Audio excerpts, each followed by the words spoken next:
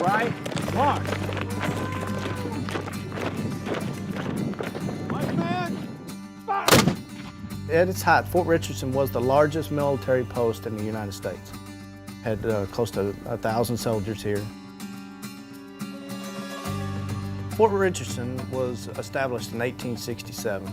It was the northernmost of the frontier forts throughout now what is the state of Texas to help protect the westward movement of the settlers coming out.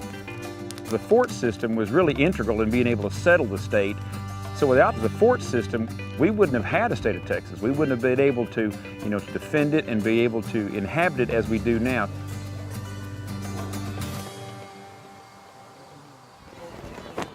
This weekend we're hosting our annual Living History event. And today we had 26 school buses roll in here. I'd have a pot in the fire and I would pour a whole lot of bullets. That is cool. There are some people that get everything they need out of reading textbooks or in the classroom, but I am not one of those people. You got the basics down. We are giving visitors an opportunity to see what life was like back when this fort was operational. Shoulder, arms. They get to see the soldiers in action and to see what activities might be available to the children who lived in the fort back in the day.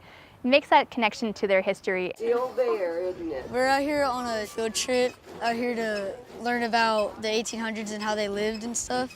They didn't have much technology that we have today, obviously, so they had to put in a little bit more work to do simple tasks. Oh. Would you imagine having to do that every day?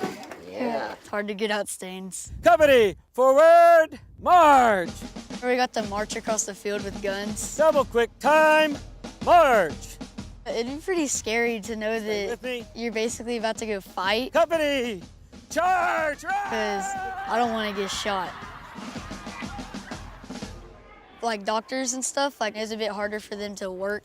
He took care of 50 to 80 troops using this surgical set. And it's just crazy how they got through it all with just a little bit of medicine. Fort Richardson has some incredible historic buildings here on site, and there are tours available for people who are coming and want to learn a little bit more about it. We still have 7 of the original historic buildings still standing, 2 reconstructed buildings, a museum, an interpretive center. The staff here at Fort Richardson take great pride in protecting and maintaining the integrity of these historic structures.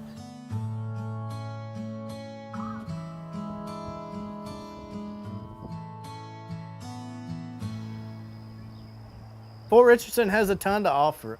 It not only has the historical aspect, the park has 57 campsites, all of them have water and electricity. We do have limited use cabins, nature trails. We have the historic Rumbling Springs here in Lost Creek.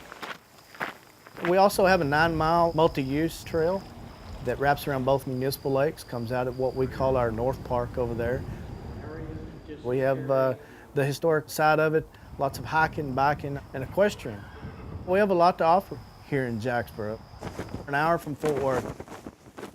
You just twirl the thing back and forth. When kids come out here, they're stunned. When I was cooking this morning, they were like, is that a real fire? Well, yes, indeed, it's a real fire. And yes, that's real smoke, and that's really hurting your eyes. Which one? Okay. They're kind of stunned because a lot of kids, they don't smell bacon cooking on a fire. They don't see horses. They don't see gun smoke from a cannon. If history is real from the distance you are from me right now, then it's believable.